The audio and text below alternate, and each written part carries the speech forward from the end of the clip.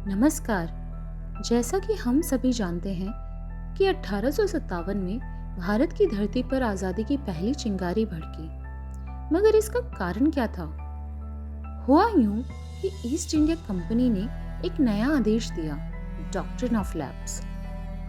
Doctrine of lapse एक नीति थी जिसका उपयोग ब्रिटिश ईस्ट इंडिया कंपनी ने भारतीय राज्यों को हड़पने के लिए किया था, जिसमें कहा गया था कि यदि कोई भारतीय शासक बिना किसी पुरुष उत्तराधिकारी के मर जाता है तो उसकी रियासत ब्रिटिश साम्राज्य में विलीन हो जाएगी। इस नीति के तहत कई भारतीय राज्यों को ब्रिटिश साम्राज्य में मिला लिया गया था। झांसी भी उन्हीं में से एक थी, लेकिन झांसी की रानी लक्ष्मीबाई ने कहा, मैं अपनी झांसी नहीं दूंगी।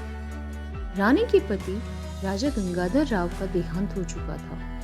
उन्होंने एक पुत्र को गोद लिया, दामोदर राव, पर अंग्रेजों ने उसे उत्तराधिकारी मानने से साफ इनकार कर दिया। रानी ने झांसी का राजकाज संभाला, लेकिन अंग्रेजों ने झांसी को हड़पने की योजना बना ली।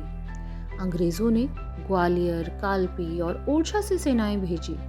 रानी को चेतावनी दी गई कि समर्पण करो, पर रानी ने कसम खाई थी, जब तक शरीर में प्राण है झांसी पर झंडा झुकेगा नहीं।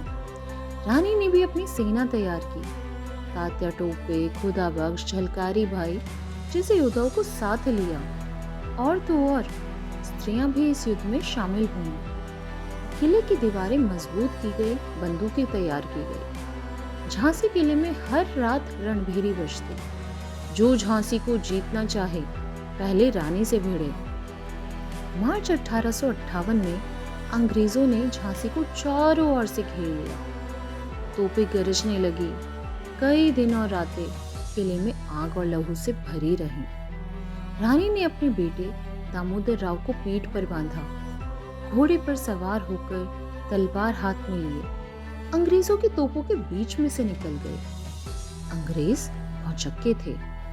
एक स्त्री युद्ध के मैदान में सिंघनी बन गई थी।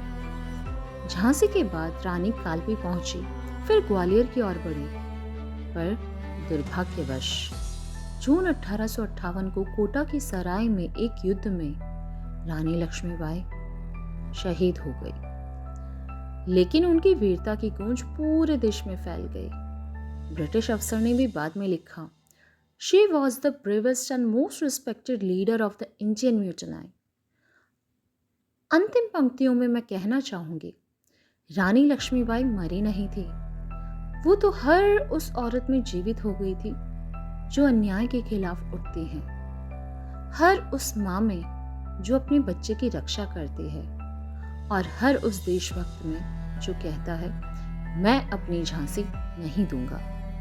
जय हिंद, जय भारत।